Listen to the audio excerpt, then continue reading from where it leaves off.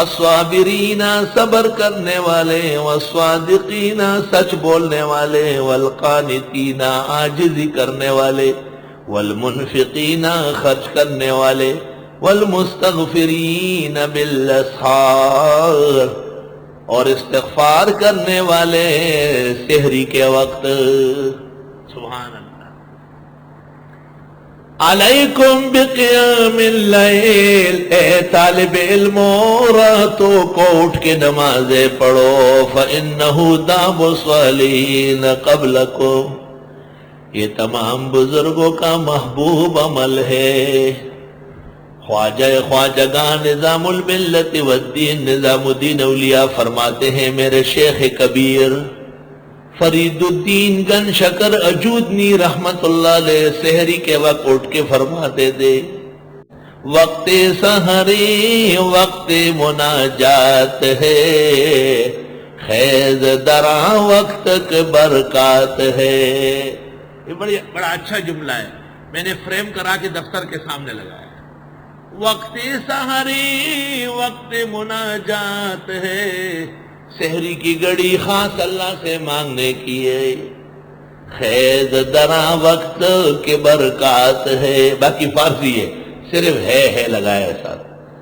یہ اردو کا پہلا جملہ ہے جو ہندوستان میں نکلا ہے، یاد رکھنا، اس سے پہلے اردو نہیں تھی۔ اور حافظ شیرازی فرماتے ہیں، دلا بسوز کے سوزے تو کارہاں بکنت، دعائیں نیم شب دفاع صد بلا بکنت۔ راتوں کو اٹھو اور خوب نمازیں پڑھو، اس سے اللہ کا قرب حاصل ہوگا۔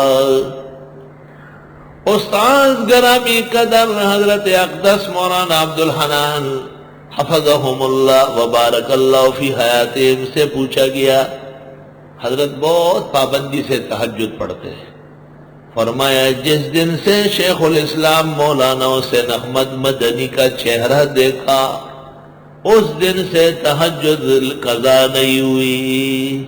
یہ کامل و اکمل ولی ہے، سبحان اللہ۔